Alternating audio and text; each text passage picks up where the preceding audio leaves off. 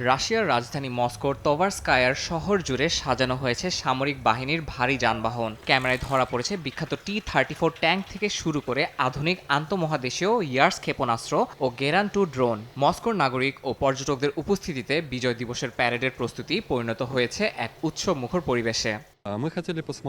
আমরা আজ এখানে বিজয় দিবসের প্রস্তুতি দেখতে এসেছি। এখানে আসার মূল আকর্ষণই ছিল বিশাল ট্যাঙ্কগুলো। কাছ থেকে সামরিক যান ও অস্ত্র দেখতে পাওয়ার অনুভূতি আসলেই দারুণ।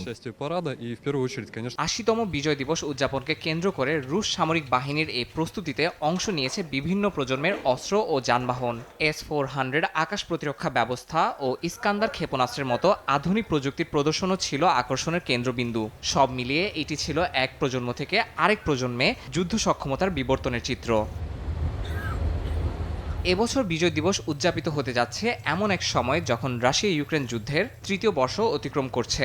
এমন প্রেক্ষাপটে বিজয় দিবসের অনুষ্ঠান রাজনৈতিক গুরুত্বও বহন করছে বলে মত বিশ্লেষকদের। ৩ দিনের যুদ্ধবিরতির ঘোষণা এবং চীনা প্রেসিডেন্ট শি জিনপিং সহ বিভিন্ন দেশের সরকার ও রাষ্ট্রপ্রধানের উপস্থিতি সব মিলিয়ে রাশিয়ার এই সামরিক প্রদর্শনী বিশ্বকে গুরুত্বপূর্ণ বার্তা দেবে বলে মনে করছেন অনেকে।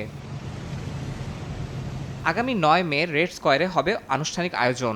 ঐতিহাসিক ওই দিনটিকে ঘিরে মস্কোর শহর জুড়ে তৈরি হয়েছে এক ভিন্ন আবহ। সামরিক ঐতিহ্য, প্রযুক্তির উৎকর্ষ এবং ইতিহাসের সম্মিলনে এবারও রাশিয়া উদযাপন করতে যাচ্ছে বিজয় দিবস। ইয়াসিন মোহাম্মদ জিসান, সময় সংবাদ।